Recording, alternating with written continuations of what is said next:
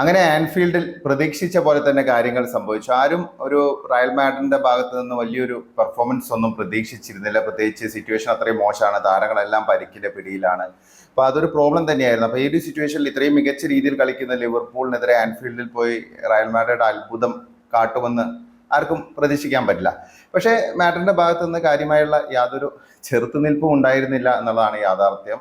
ഇതിൽ ഏറ്റവും പ്രധാനപ്പെട്ട ഒരു കാര്യം, ലിവർപൂൾ ഏതാണ്ട് 15 വർഷങ്ങൾക്ക് ശേഷമാണ് റയൽ മാഡ്രിഡിനെതിരെ വിജയിക്കുന്നത്. അപ്പോൾ അതൊരു വലിയ നേട്ടം തന്നെയാണ് ലിവർപൂളിനെ സംബന്ധിച്ച്. ലിവർപൂളിന്റെ ഫോം നമുക്കറിയാം, പ്രീമിയർ ലീഗിൽ 1-ാം സ്ഥാനത്ത് നിൽക്കുന്നു. ഇപ്പോൾ ചാമ്പ്യൻസ് ലീഗിലാണ് തുടർച്ചയായിട്ട് 5 മത്സരങ്ങൾ വിജയിച്ച് പോയിന്റ് ടേബിളിൽ 1-ാം സ്ഥാനത്ത് നിൽക്കുന്നു.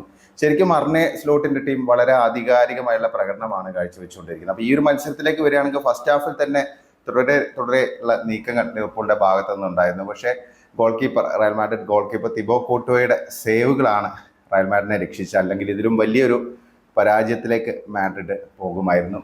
ടീമിന്റെ ഭാഗത്ത് നിന്ന് നോക്കുമ്പോൾ ക്രിയേറ്റിവിറ്റി ഒന്നും നമുക്ക് ഫീൽ ചെയ്യാൻ സാധിച്ചില്ല. പിന്നെ വിനീഷ്യസിന്റെ അഭാവം, അത് വല്ലാത്തൊരു അഭാവം തന്നെയാണ് റയൽ മാഡ്രിഡിനെ സംബന്ധിച്ച്. അതിനൊപ്പം റോഡ്രിഗോയും ഇല്ല. അപ്പോൾ ഈ 2 പ്ലേയേഴ്സ് ഇല്ലെങ്കിൽ റയൽ മാഡ്രിഡ് എത്രത്തോളം ഒരു ആവറേജ് സൈഡായി മാറും എന്നുള്ളതിന്റെ എക്സാമ്പിൾ ആയിരുന്നു ലിവർപൂളിനെതിരെയുള്ള മത്സരം. പിന്നെ എംബാപ്പയുടെ ഒരു നിരാശാജനകമായ പ്രകടനം. ഇപ്പൊ എംബാപ്പെ തുടർച്ചയായിട്ട് ഈ രീതിയിൽ തന്നെയാണ് പെർഫോം ചെയ്തുകൊണ്ടിരിക്കുന്നത്. വൈറ്റലായുള്ള ഗെയിംസിലൊക്കെ ഒരു ഗെയിം ചേഞ്ചർ ആയിട്ട് വരേണ്ട ഒരു പ്ലെയറാണ് എംബാപ്പെ. പക്ഷേ എന്തുകൊണ്ടോ അദ്ദേഹത്തിന് ആ ഒരു കോൺഫിഡൻസ് ഇപ്പം ഫീൽ ചെയ്യുന്നില്ല അദ്ദേഹത്തിൻ്റെ കളിയിൽ. ഇപ്പം നമ്മൾ നോക്കുകയാണെങ്കിൽ റയൽ മാഡ്രിഡിൽ വന്നതിന് ശേഷം ഇതുവരെ ഒരു ആധികാരികമായ പ്രകടനം, പഴയ ഒരു എംബാപ്പെ എന്ന് പറയുമ്പോൾ ഒരു എക്സ്പെക്ടേഷൻ ഉണ്ടല്ലോ, പ്രത്യേകിച്ച് റയൽ മാഡ്രിഡിൽ എംബാപ്പെ വരുമ്പോൾ.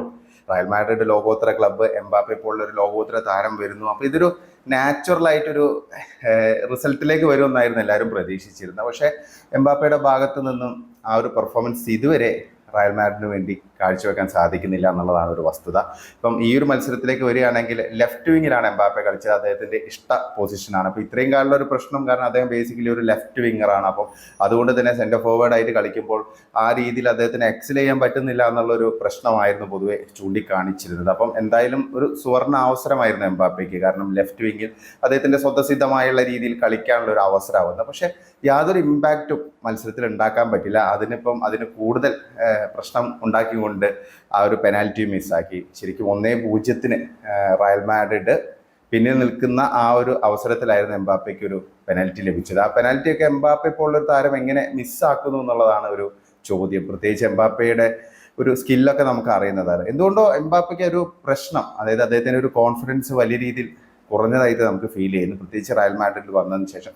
എനിക്ക് തോന്നുന്നു ഈ 2022 ലോകകപ്പിന് ശേഷം തന്നെ എംബാപ്പയുടെ ഒരു കൺസിസ്റ്റൻസി കുറേയൊക്കെ കുറഞ്ഞിട്ടുണ്ട്. കാരണം പല മത്സരങ്ങളിൽ അദ്ദേഹത്തിന് നല്ല രീതിയിൽ പെർഫോം ചെയ്യാൻ സാധിക്കുന്നില്ല. കാരണം ആ ഒരു പഴയ എംബാപ്പയെ എന്തുകൊണ്ടോ നഷ്ടമായി എന്നുള്ളൊരു ഫീലിംഗ് തോന്നുന്നുണ്ട്. പ്രത്യേകിച്ച് ഇന്റർനാഷണൽ മത്സരങ്ങളൊക്കെ നമ്മൾ കണ്ടതാണ്. ഇപ്പോൾ ആണെങ്കിൽ അദ്ദേഹം ഇന്റർനാഷണൽ മത്സരങ്ങളിൽ നിന്നൊക്കെ മാറി ഫുള്ള് റയൽ മാഡ്രിഡിന് വേണ്ടി കോൺസെൻട്രേറ്റ് ചെയ്തിട്ടും നല്ല പെർഫോമൻസ് കാഴ്ചവെക്കാൻ പറ്റുന്നില്ല എന്നുള്ളതാണ്. ഇപ്പം ഇന്നലെ മത്സരത്തിൽ എന്ന് പറഞ്ഞാൽ അത് ശരിക്കൊരു നിഴല് പോലെയാണ്. അതായത് പഴയ കളിക്കാരൻ്റെ, അതായത് പഴയ എംബാപ്പയുടെ ഒരു നിഴല് മാത്രമായിട്ടാണ് നമുക്ക് തോന്നിയത്.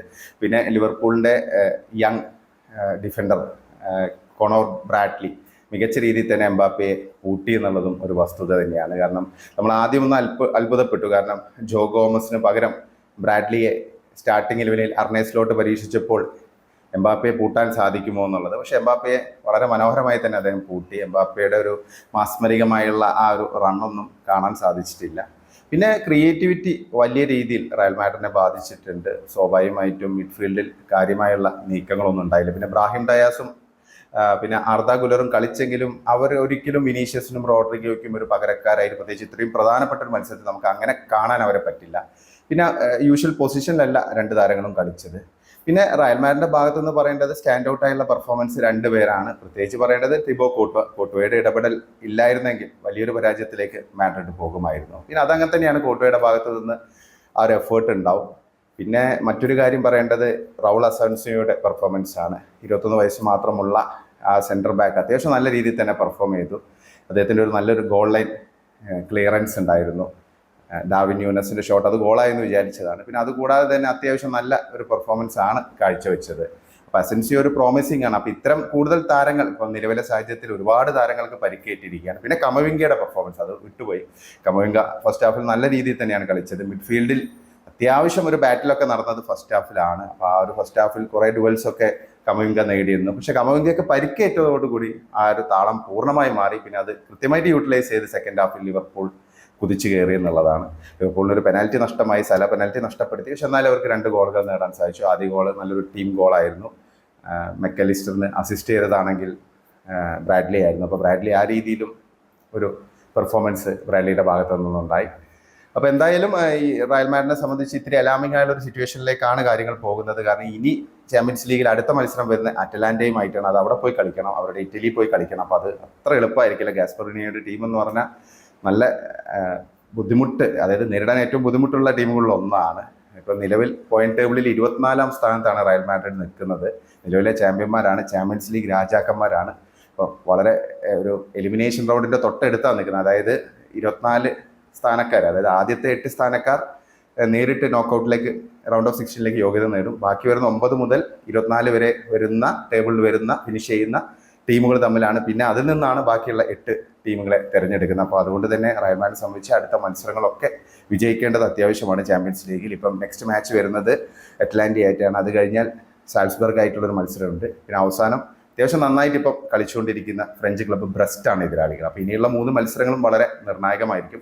24-ന് പിന്നെയും താഴോട്ട് പോവുകയാണ്. 25-26 ഒക്കെ ആവുകയാണെങ്കിൽ എലിമിനേറ്റ് ചെയ്യപ്പെടും. അപ്പോൾ അതൊരു വലിയ ദുരന്തമായി മാറും. റയൽ മാഡ്രിഡിന്റെ പ്രധാന പ്രശ്നം പരിക്ക് തന്നെയാണ്. നിരവധി താരങ്ങൾ, പ്രധാനപ്പെട്ട താരങ്ങൾ പരിക്കിന്റെ പിടിയിലാണ്. അപ്പോൾ അതൊരു പ്രോബ്ലം തന്നെയാണ്. അപ്പോൾ ഇതിനെങ്ങനെ മാഡ്രിഡ് അതിജീവിക്കുമെന്നുള്ളതാണ് ചോദ്യം. എന്താണ് നിങ്ങൾക്ക് തോന്നുന്നത്? നിങ്ങളുടെ അഭിപ്രായങ്ങൾ കമൻ്റായി രേഖപ്പെടുത്തുക.